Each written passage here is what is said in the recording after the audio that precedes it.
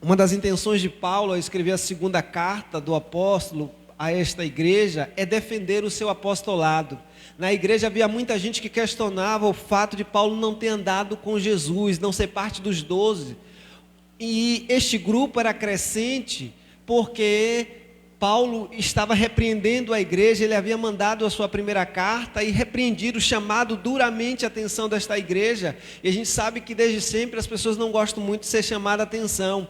E havia um grupo que fazia forte oposição, achando que ele sofria demais, porque ele não era como os mestres da sabedoria, como os filósofos sofistas dos seus dias. Paulo não cobrava para ensinar, ele fazia tendas para manter o seu próprio sustento. Paulo era solteiro, os demais apóstolos eram casados. Paulo sofria demais para alguém que anda com Jesus. E esta era a tese: como é que alguém se diz de Deus, se diz de Jesus e sofre tanto? Se ele sofre tanto assim, é sinal de que Jesus não tem parte com ele. E a perspectiva de Paulo nesta carta é demonstrar que o sofrimento na sua vida é justamente prova de que ele anda com Jesus, de que ele é fiel a Deus. Segundo aos Coríntios capítulo 4, leia comigo por favor. Pelo que tendo este ministério, segundo a misericórdia que nos foi feita, não desfalecemos, pelo contrário, rejeitamos as coisas que por vergonhosas se ocultam, não andando com astúcia, nem adulterando a palavra de Deus. Antes nos recomendamos a consciência de todo homem na presença de Deus pela manifestação da verdade. Mas se o nosso evangelho ainda está encoberto, é para os que se perdem que está encoberto, nos quais o Deus deste século cegou o entendimento dos incrédulos, para que não lhes resplandeça a luz do evangelho da glória de Cristo, o qual é a imagem de Deus. Porque nós não pregamos a nós mesmos, mas a Cristo Jesus como Senhor, e a nós mesmos como vossos servos por amor de Jesus. Porque Deus, que disse, das trevas resplandecerá a luz, Ele mesmo resplandeceu em nosso coração para a iluminação do conhecimento da glória de Deus na face de Cristo. Temos, porém, este tesouro em vaso de barro, para que a excelência do poder seja de Deus e não de nós. Em tudo somos atribulados, porém não angustiados, perplexos, porém não desanimados, perseguidos, porém não desamparados, abatidos, porém não destruídos, levando sempre no corpo o morrer de Cristo, para que também a sua vida se manifeste em nosso corpo. Porque nós que vivemos, somos sempre entregues à morte por causa de Jesus, para que também a vida de Jesus se manifeste em nossa carne mortal, de modo que em nós opera a morte, mas em vós a vida. Tendo, porém, o mesmo espírito de fé, como está escrito, eu criei, por isso é que falei. Também nós cremos, por isso também falamos, sabendo que aquele que ressuscitou o Senhor Jesus, também nos ressuscitará com Jesus e nos apresentará convosco, porque todas as coisas existem por amor de vós, para que a graça, multiplicando-se, torne abundante as ações de graça por meio de muitos para a glória de Deus. Por isso não desanimamos, pelo contrário, mesmo que o nosso homem exterior se corrompa, contudo o nosso homem interior se renova de dia a dia, porque a nossa leve e momentânea tribulação produz para nós eterno peso de glória, acima de toda comparação, não atentando nós nas coisas que se veem, mas nas que se não veem, porque as coisas que se veem são temporais, e as que se não veem são eternas. Que o Senhor aplique a porção santa e bendita da sua palavra em nossos corações, amém? Na tribulação não desanime. Quando a gente fala de tribulação, de sofrimento, lamentavelmente hoje em dia a gente precisa dizer que o sofrimento, que a tribulação faz parte da vida cristã. Essa não era uma questão para os crentes primitivos, para os crentes da igreja do primeiro século, porque ser cristão no primeiro século implicava sofrimento, tristeza, perseguição. Eles experimentavam na pele o apedrejamento, a perseguição, a exclusão do seio da família, ter seus bens confiscados pelo Estado, ser tomado por multidões furiosas e ser morto, como Estevão foi apedrejado. A igreja e os cristãos do primeiro século sabiam que era perseguição, porque experimentavam na pele. Eles entendiam que Paulo disse em Atos 14, 22, por muitas tribulações nos importa entrar no reino dos céus. Ser cristão no primeiro século era sim estar disposto a dar a sua vida por Jesus, porque isso não era só uma metáfora para eles. Semelhante a muitos cristãos que vivem hoje no Irã, na China, em diversos locais que o evangelho é proibido, a morte era uma ameaça clara, visível. Se um vizinho seu soubesse que você era cristão, ele poderia lhe denunciar para o Império Romano. Parte dos seus bens seria dada ao denunciante, toda a sua riqueza, todas as suas propriedades seriam tomadas de você, você seria torturado, seria dada a você uma oportunidade de negar a Cristo. Se você não se negasse, o Império Romano não teria qualquer dificuldade de eliminar você. Mas não era uma morte tranquila, não. Havia requintes de crueldade. Muitos cristãos foram mortos, amarrados na arena, com peles de animais, isso para 50, 60 mil pessoas no estádio, vibrando com isso, e você amarrado, leões que estavam há dias sem comer, eram soltos nessa arena, e este era um espetáculo grotesco, que Roma assistia. Você poderia ser incendiado vivo, você poderia ser colocado para lutar com gladiadores profissionais, sendo que você não tinha qualquer habilidade com espada, ele faria você sofrer bastante. Os cristãos entendiam que o sofrimento, que a tribulação era parte da vida cristã, porque eles lembravam do que Jesus disse em João 15, 20. Não é o servo maior do que o seu Senhor. Se a mim me perseguiram, também perseguirão a vós. Se guardaram a minha palavra, também guardarão a vossa. Lamentavelmente, em nossos dias, nós precisamos explicar, como parte do discipulado, que viver o Evangelho de Jesus implicará tribulações. Que Jesus disse que no mundo nós teríamos aflições, João 16, 33. Porque as pessoas querem um Evangelho pagão. Não é o Evangelho de Jesus. É o Evangelho do pare de sofrer. Isso é muito bonito numa placa, mas a vida real não é assim. Porque você, ao se tornar cristão, enfrentará a oposição do mundo, da carne, do diabo, e isto lhe trará sofrimento. Paulo então mostra que em meio a este sofrimento nós não podemos e não devemos desanimar. A palavra tribulação vem do latim tripalium, que era um instrumento de tortura que apertava o indivíduo até a morte. Desta mesma palavra vem a palavra nossa trabalho, não é? Vê como a ideia de trabalho está ligada a sofrimento. Então, tribulação é estar apertado de todos os lados, é uma angústia fora do comum, é um sofrimento. E Paulo vai mostrar a esta igreja que o seu sofrimento é por causa do Evangelho, que o seu sofrimento justamente é prova do seu apostolado, da sua vida com Deus. Ele deixa claro que ele não é daquele que falsifica a palavra de Deus, ele não mercadeja, ele é fiel, por isso ele sofre. Ele mostra que se o Evangelho dele esteve encoberto, não foi para os coríntios, porque eram fruto do seu trabalho, mas era para os incrédulos. E o Evangelho continua encoberto para estes incrédulos. Por quê? Porque o Deus deste século cegou o entendimento dos incrédulos, para que não lhe resplandecesse a luz do Evangelho. Mas nós não. Esta luz brilhou em nosso coração. Deus disse, resplandecerá esta luz. Esta luz é Jesus. Por isso que no verso 6 ele diz, porque Deus que disse das trevas resplandecerá a luz, Ele mesmo resplandeceu em nosso coração a luz, para a iluminação do conhecimento da glória de Deus na face de Cristo. E esse é um tesouro que nós temos em vaso de barro, a revelação da pessoa de Jesus para nós, a obra do Espírito Santo que nos convenceu do pecado, da justiça e do juízo. Este é um tesouro que nós temos em vasos de barro, com a fragilidade do nosso corpo, porque era comum naquele tempo, como você não tinha banco nem sistema fiscal, nem cofre, onde é que você escondia as joias preciosas? Não era no vaso precioso, era no vaso simples de barro. Porque o ladrão que invadisse sua casa não ia procurar no vaso simples, ia procurar no vaso mais precioso e levar para casa. Então as pessoas escondiam as joias preciosas, tudo de mais precioso, em vasos de barro. Paulo começa a sua argumentação mostrando, nós temos esse tesouro em vasos de barro. Jesus se revelou a nós, Jesus se revelou a Paulo de forma maravilhosa no caminho de Damasco, e ele pôde então compreender este Evangelho. Por isso que nós, diante do sofrimento, não desanimamos. Esta é uma ideia clara que Paulo já demonstra desde o primeiro versículo. Preste atenção em 2 Coríntios 4, verso 1. Pelo que tendo este ministério, segundo a misericórdia que nos foi feita, não desfalecemos, não desanimamos, porque Cristo se revelou a nós, nós temos o conhecimento de Cristo.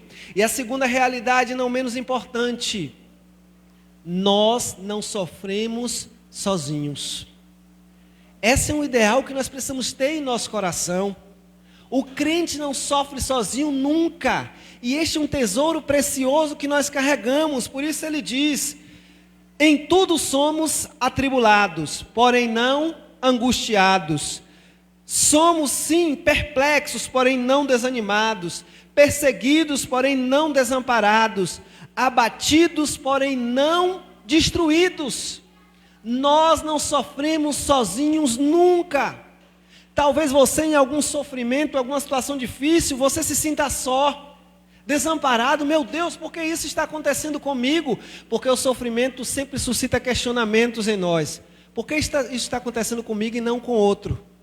Por que isso com a minha casa e não com a casa do outro? O que eu fiz de errado para merecer isso? Porque na nossa mente, a gente acha que se você seguir a Deus corretamente, nada de mal acontecerá na sua vida. Isto é um erro que nós precisamos combater. O justo sofre. Olha o livro de Jó. Esta é a grande mensagem do livro de Jó. O justo sofre. E não necessariamente por causa de pecado, não. Sofre por contingências da vida. Sofre porque este mundo é mau. Sofre porque há aflições que precisamos experimentar neste mundo. Porém, nós não somos e não sofremos sozinhos. Somos perseguidos, mas não desamparados. Quando eu estava no seminário conversando com o pastor Anderson, irmão de Poli, ele me disse uma coisa interessante. Há uma diferença entre o perseguidor e o perseguido. O perseguido pode clamar a ajuda de Deus, o perseguidor não.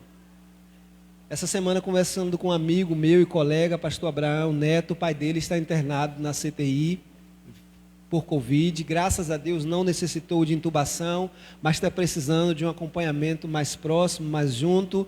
E eu conversava com ele, partilhava, dizendo para ele: "Ô Abraão, eu ando com meu coração tão aflito, tão preocupado quando eu ouço que alguém foi internado, que eu ando com o coração pequenininho, mas graças a Deus que Jesus nos sustenta." E ele me disse assim: graças a Deus que nós temos a Jesus. Eu fico pensando como é que o ímpio está enfrentando isso. Ele está certo. Nós não sofremos sozinhos, ainda que tenhamos a sensação da solidão muitas vezes.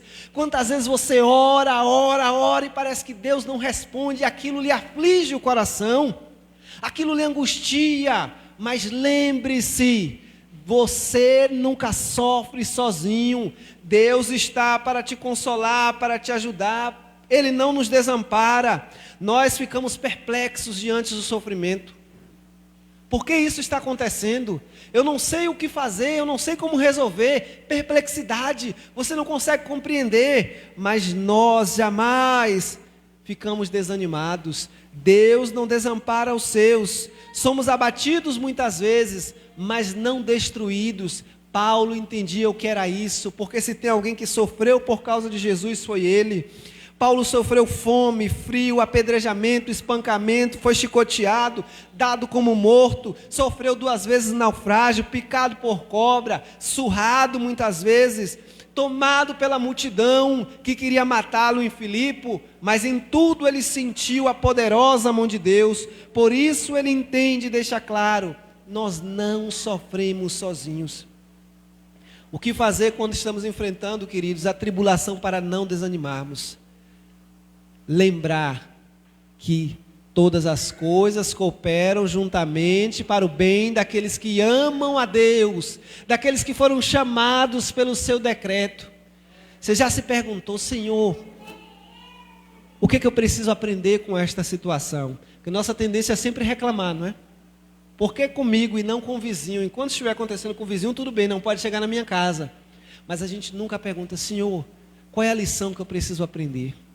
O que eu preciso modificar na minha vida? Porque Deus muitas vezes utilizará da tribulação para parar as arestas da nossa vida, para transformar, para quebrar o vaso de barro, para que o tesouro seja revelado. Se nós estamos enfrentando tribulação, sofrimento, precisamos voltar o nosso coração para o trono da graça e pedir a Jesus que fale ao nosso coração o que nós precisamos mudar.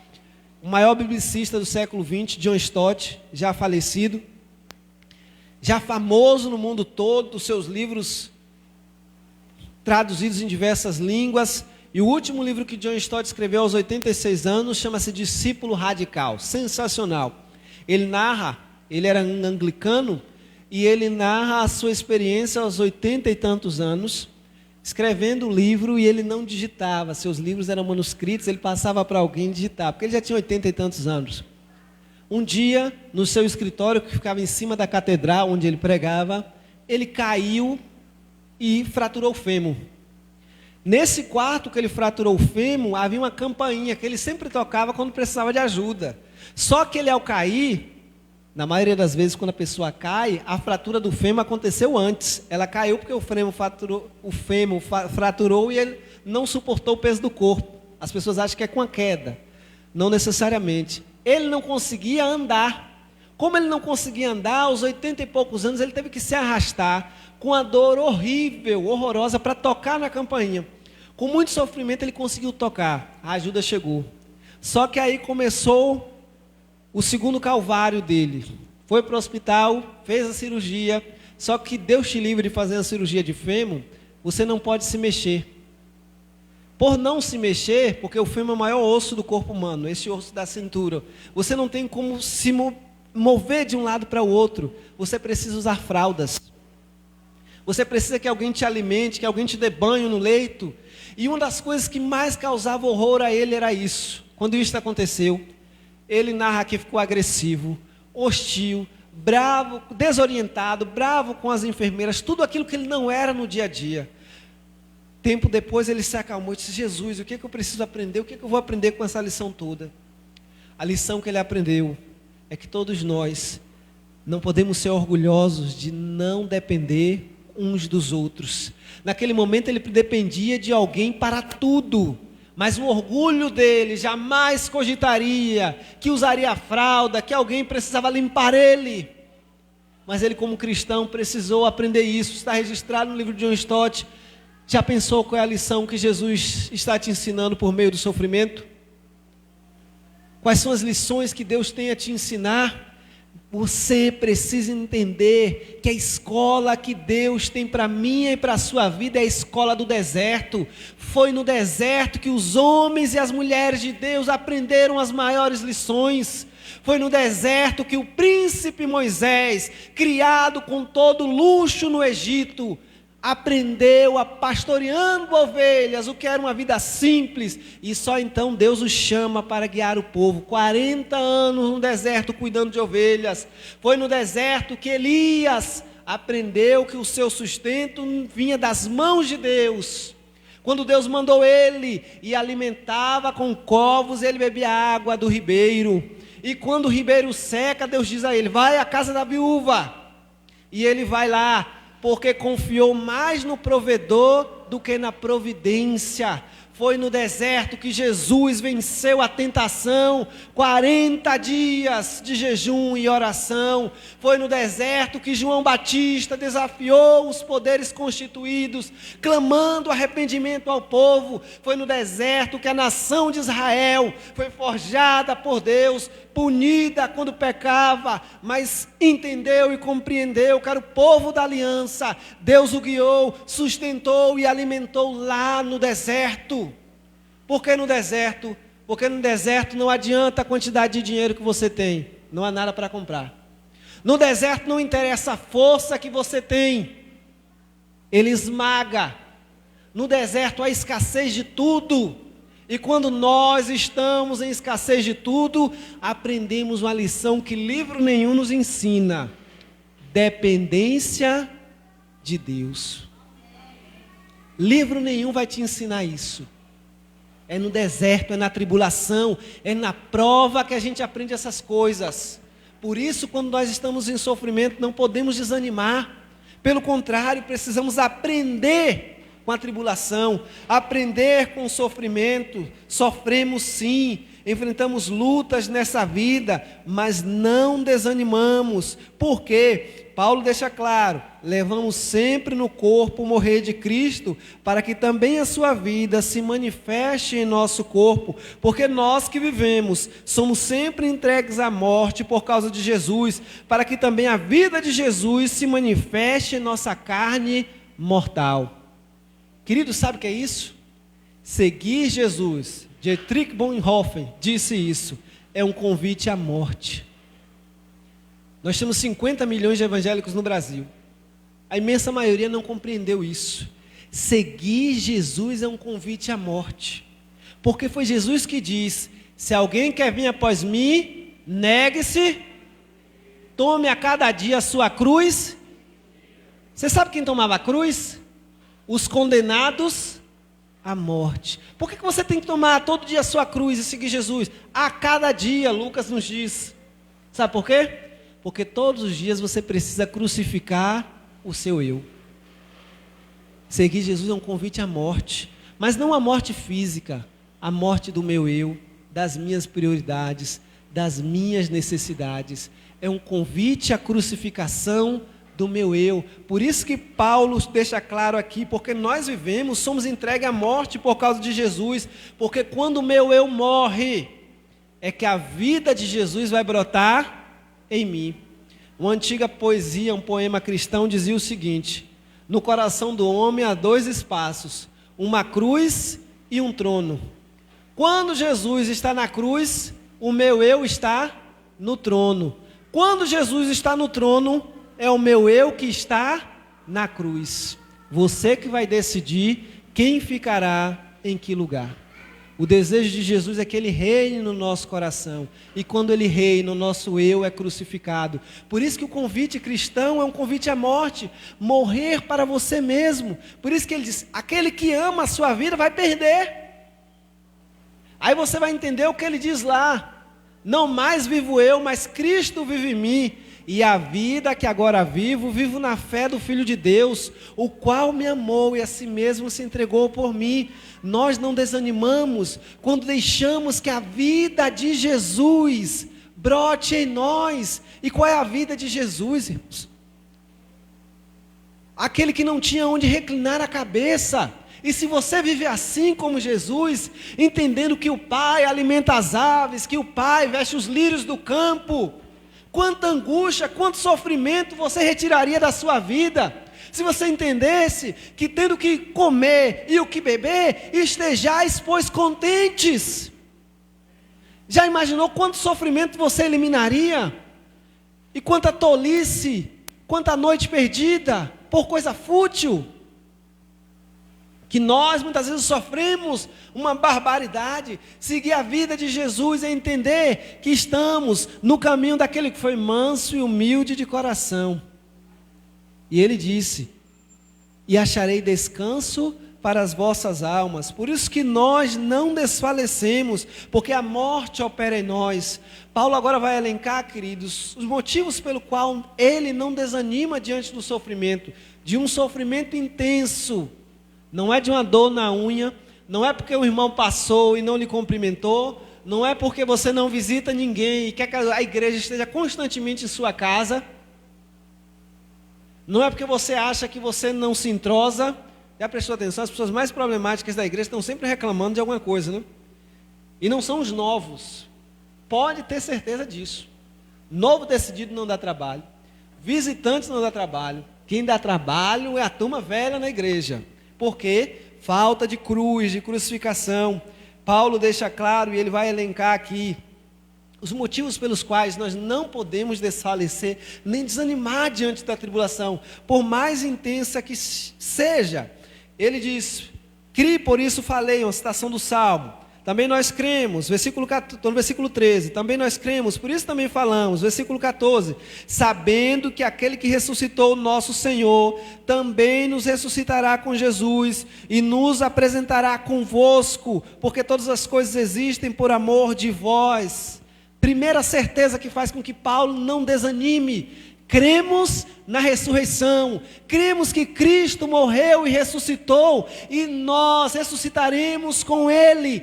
A vida não termina aqui. Por isso que nós não desanimamos diante da tribulação, não desanimamos diante da morte, porque a vida não termina aqui. Recentemente lá na igreja nós tivemos um sofrimento enorme, perdemos nosso querido pastor Aécio. O pastor Écio, depois de muita luta, muitos irmãos conheceram, perdeu a luta para a Covid e faleceu. Uma tristeza absurda, irmãos, nos nossos corações. Salvo engano, o pastor Écio tinha 34 anos, irmãos.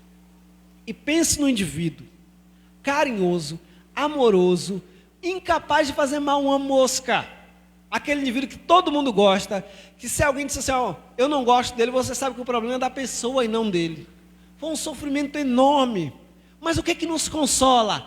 Cremos na ressurreição, cremos que Jesus ressuscitou e Ele nos ressuscitará, cremos que o pastor Écio não disse um adeus, mas disse um até breve, nós nos reuniremos na glória com Cristo, por isso que não desanimamos da carreira cristã, ainda que alguns dos nossos morram cedo demais, ainda que tenhamos na nossa vida perdas de entes queridos, não desanimamos. Cristo ressuscitou, venceu a morte, e nós cremos nessa certeza. Por isso que eu não temo pandemia nenhuma, não tenho medo de morrer, nenhum.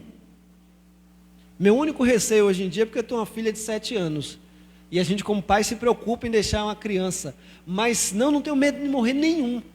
Torço a Deus que no dia da minha morte eu tenho um infarto, ou caiu, morreu rapidinho, maravilha. Dormiu o menino, não acordou. Ou como diz alguns irmãos meus, dormiu e acordou morto. Você já viu morto acordar? Mas as pessoas dizem isso, né? É uma maravilha. Pifou o coração, morreu na hora. Não tenho medo da morte, porque o cristão não teme a morte. A morte é uma porta aberta para estarmos com Jesus, e pandemia nenhuma vai roubar isso de nosso coração. Nós vivemos nessa certeza. Por isso não desanimamos, irmãos. Não desanime. Jesus venceu a morte, o último inimigo a ser vencido, querido. Se ele venceu a morte, você acha que ele não vai ser poderoso para colocar um pão na sua mesa? Quem te sustenta é Deus, não é o seu emprego. Quando a gente compreende isso, o indivíduo, quanto sofrimento nós temos por questões financeiras. Eu não sou a favor de você ter uma vida desregrada, não, pelo contrário. Mas não viva para o emprego, viva para Jesus. Dei minha vida para a empresa, está errado. Porque a empresa é capitalista, a lógica dela é lucro. No dia que você não estiver dando lucro, ela vai dizer tchau e vai colocar outro no seu lugar rapidinho. Quem te sustenta é Deus. O seu emprego é o canal. Se fechou, Deus amanhã abre outra porta. Se Ele não abrir, até os corvos Ele pode mover para trazer alimento para a sua casa. Descanse em Deus. Por isso não desanimamos diante da tribulação. Se Deus é poderoso para ressuscitar o morto, Ele não pode curar uma enfermidade. Enquanto houver esperança, irmãos, nós estamos crendo. Fulano está no CTI, os médicos já desenganaram, problema deles. A última palavra quem dá é Deus, porque nós cremos na ressurreição. Se Deus é capaz de ressuscitar o morto, acha que Ele não pode ressuscitar a aliança no seu casamento, renovar o amor, a fidelidade, a união? Se nós tivéssemos essas perspectivas, não estaríamos com a estatística de divórcio semelhante ao mundo. Pastor, o amor acabou.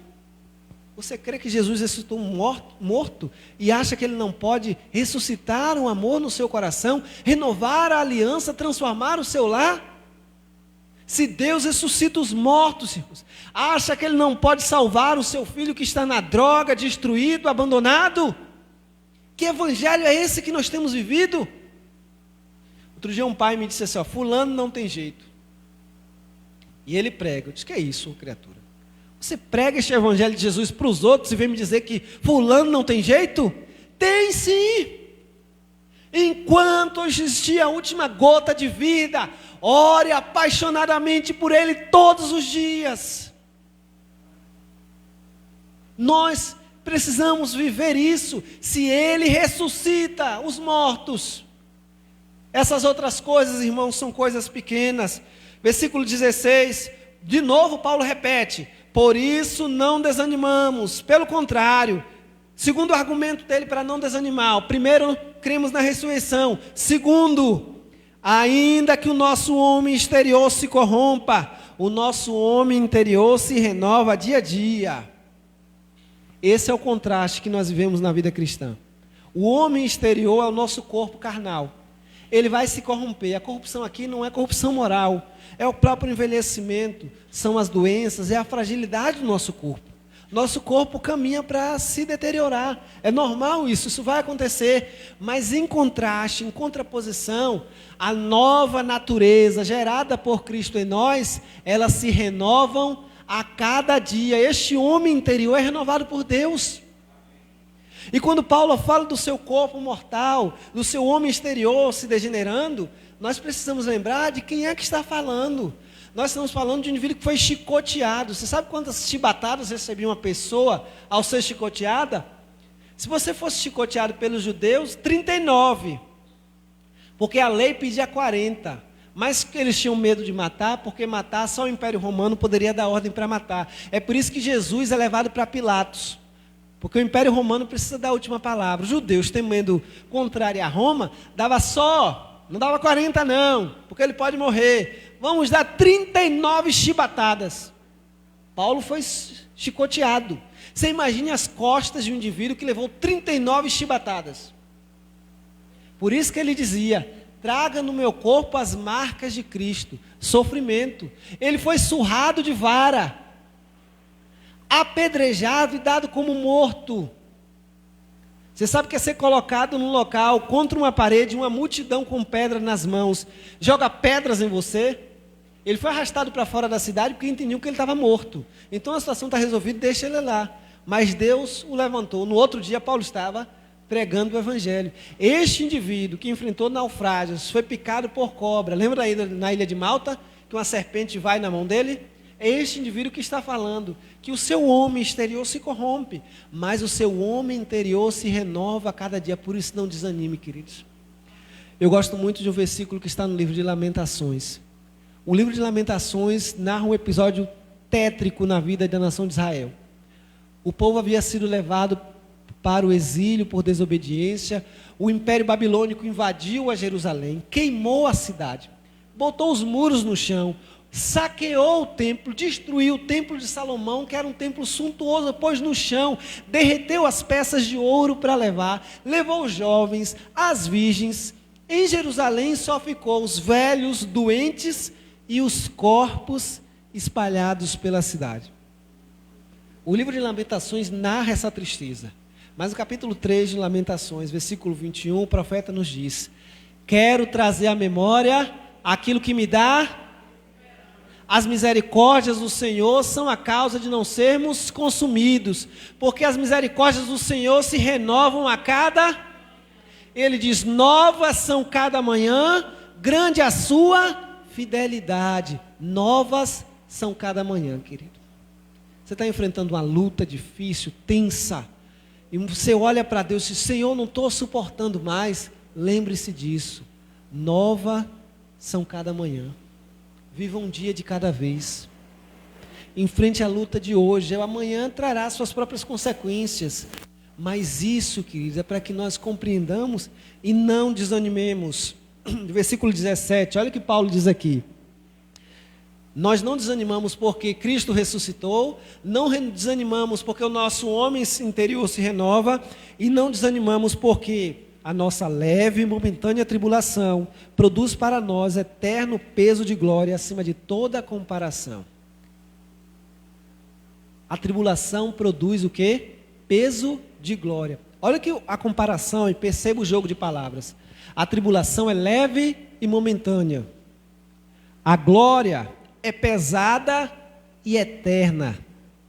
Por que Paulo está dizendo isso? Porque eu e você precisamos olhar o sofrimento pela perspectiva da vida eterna.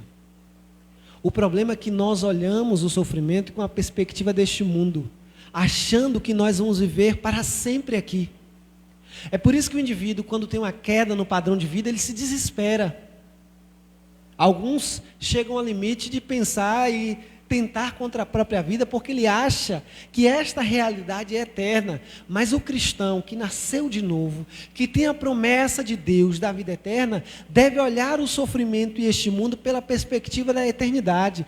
Então, qualquer sofrimento neste mundo, ele é ínfimo, ele é pequeno, porque nós temos uma eternidade de glória pela frente. E onde Jesus mora, não há tristeza, não há dor, não há sofrimento. Todas essas coisas foram deixadas para trás. Por isso que o nosso sofrimento é leve e momentâneo, porque nós precisamos olhar a Ele pela perspectiva da eternidade, irmãos. Quando nós nascemos de novo, nos tornamos estrangeiros e forasteiros deste mundo. Nós estamos no mundo, mas não pertencemos a este mundo. Por não pertencer a este mundo, não podemos reproduzir os seus valores. É por isso que nós olhamos para o sofrimento de uma outra perspectiva. Olha o verso 18. Não atentando nós nas coisas que se veem, mas nas que se não veem, porque as que veem são temporais, e as que se não veem são eternas. Como é que você tem olhado o sofrimento? Pelas coisas que você tem visto? As coisas que não se veem são eternas.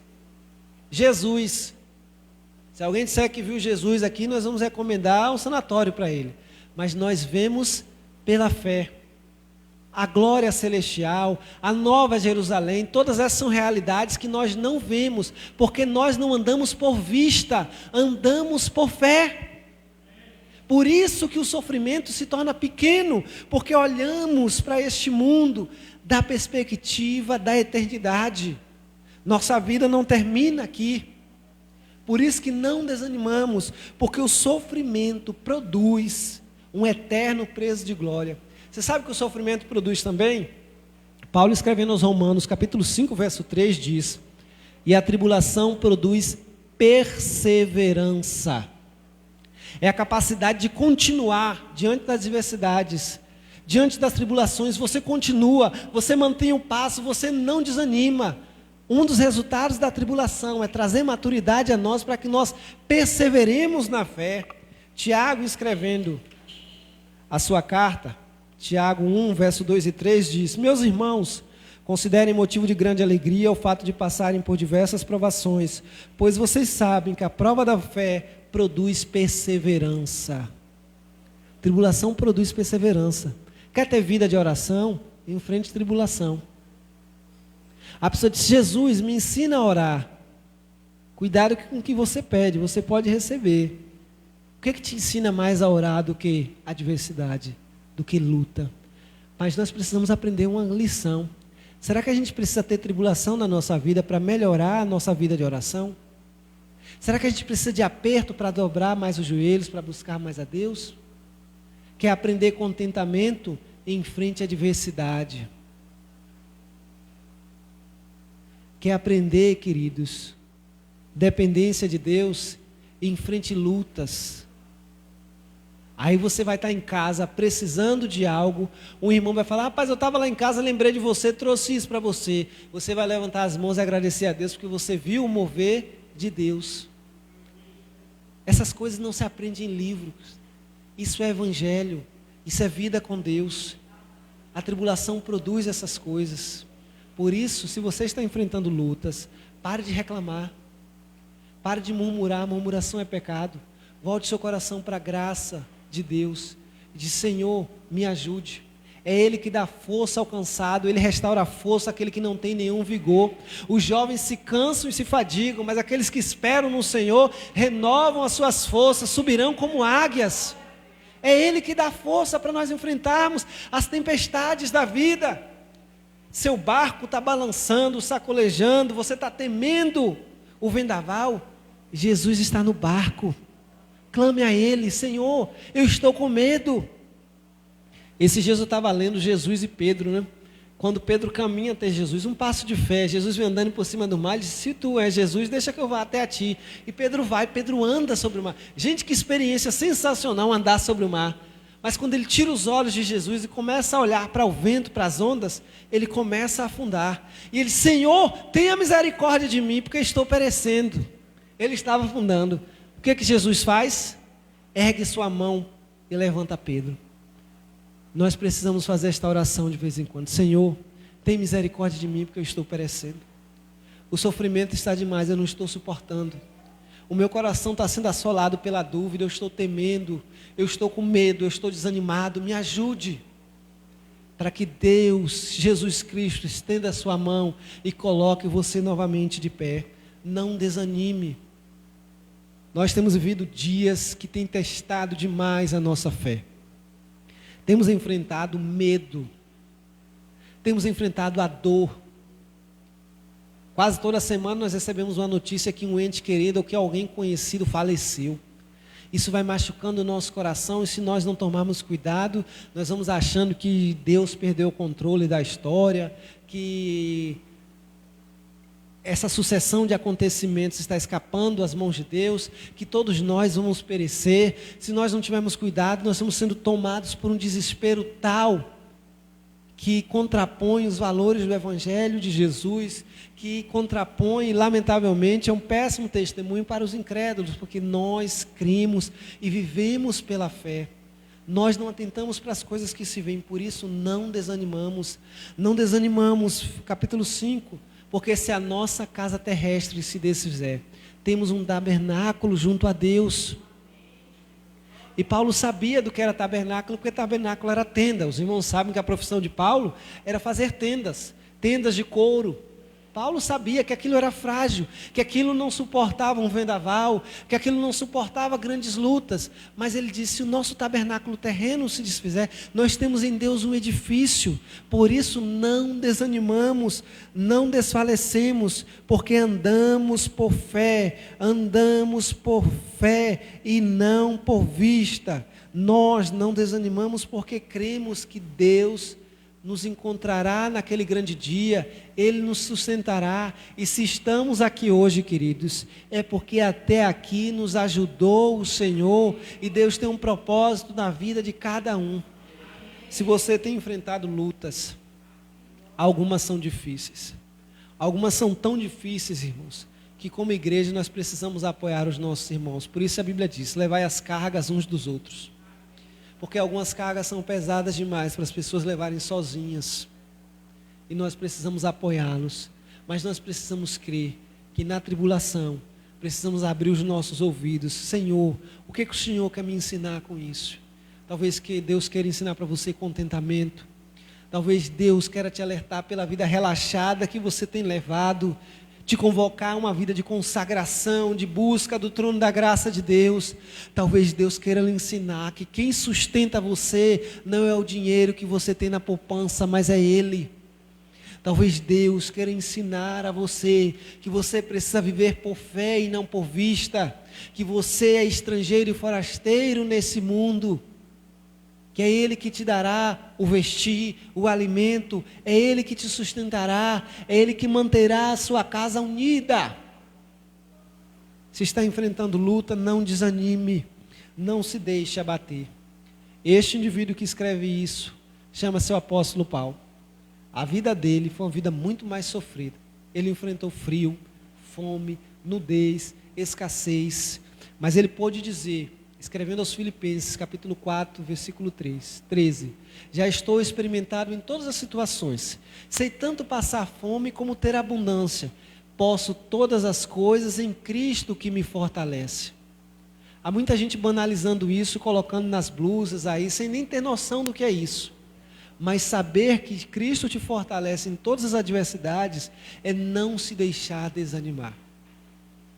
Alguém já disse, outro dia eu estava vendo no Facebook, uma senhorinha, uma imagem, o Facebook tem muita besteira, mas tem muita coisa interessante, né? Os problemas podem chegar à sua casa, mas você não precisa estender uma cadeira para o problema sentar, não é? A tribulação também pode chegar à sua casa, queridos. Mas depende de você. Qual será o resultado dessa sofrimento, dessa tribulação, dessa angústia? Eu quero terminar, irmãos, lendo com os irmãos Jó capítulo 42. Jó foi um homem que sofreu muito, e um dos resultados do seu sofrimento, da sua luta, Jó perdeu bens, Jó perdeu filhos, Jó perdeu saúde, Jó perdeu tudo, até os amigos, na hora que Jó mais necessitava, machucaram Jó. Mas Jó nesse versículo, irmãos, mostra que ele aprendeu lições com o sofrimento. Jó 19, versículo 25, ele diz assim: porque eu sei que o meu Redentor vive, por fim se levantará sobre a terra. Ele não desanimou. Jó 42, verso 5. Olha o que Jó disse: eu te conhecia só de te ouvir falar, mas agora os meus olhos te veem. Eu conhecia só de ouvir falar, mas agora os meus olhos veem ao Senhor. Intimidade, profundidade. Ele aprendeu alguma coisa com a tribulação. Esse é o desejo de Deus para mim, para a sua vida. Não desanime, não se deixe abater. Aprenda com as tribulações. Aprenda que em tudo somos atribulados, mas nunca, nunca desamparado. Que Deus nos abençoe nessa noite, amém? Vamos colocar de pé e vamos orar, irmãos. Vamos continuar orando pelo nosso querido pastor Lázaro, que se encontra enfermo, mas graças a Deus, que Deus tem sustentado a ele e a sua família, e ele está em casa. E se Deus permitir, ele continuará esse processo de recuperação em casa, guardadinho, protegido, e em breve estará aqui com os irmãos. Ore, irmãos, por todos nós. Ore pelos pastores. Nós temos pastores enfrentando a enfermidade, justamente porque sua função não permite ficar isolado. Nós temos pastores enfrentando lutas emocionais, porque são muitos irmãos sofrendo. E o pastor não pode ficar em casa no velório, irmãos. O pastor não pode ficar em casa, ele tem que dirigir o culto, muitas vezes, do indivíduo que está à beira da cova. E são muitos que estão sofrendo muito a dor da perda, a carga desses dias, as oscilações emocionais, as pessoas procurando o pastor, muitas vezes por telefone, em desespero. Ore e peça a Deus que nos ensine, como povo de Deus, nesses dias de profunda tribulação, a sairmos, queridos, dessa pandemia mais fraternos, mais unidos, mais consagrados a Deus, mais abnegados, sem tanto apego material, mais apaixonados por Jesus, pela sua igreja, pela sua obra, que possamos compreender a realidade do discipulado para as nossas vidas, e quando tudo voltar ao normal, possamos ser uma igreja atuante, feliz, poderosa, dependente de Deus, influenciando este mundo perdido, mostrando a este mundo cego, que vive nas densas trevas da escuridão, que Jesus é a luz do mundo. Que Deus nos abençoe. Vamos orar. Pai de amor, Pai de bondade, nos ajude, Senhor, a entendermos as tribulações que enfrentamos, Pai. Dá força, Senhor, àqueles que estão desanimados. Dá força, meu Deus, àqueles que estão se sentindo desamparados. Ajuda, Senhor, aqueles que estão enfrentando o desemprego. Ensina, Senhor, aos teus servos que o Senhor é o provedor e o ajudador da sua casa, da sua mesa. É o Senhor que tem nos guardado, nos protegido, nos livrado de todo o mal, Senhor. Faça com que nossos ouvidos estejam atentos em meio à tribulação, à tua fala, Senhor. Fala aos nossos corações, Senhor. Mostra, Senhor, o que nós precisamos mudar. Vê se há em nós, Senhor, algum caminho mau, algum caminho errado, e guia-nos pelo caminho eterno, Senhor. Ajuda a tua igreja a sair desta pandemia, Senhor, melhor do que entrou.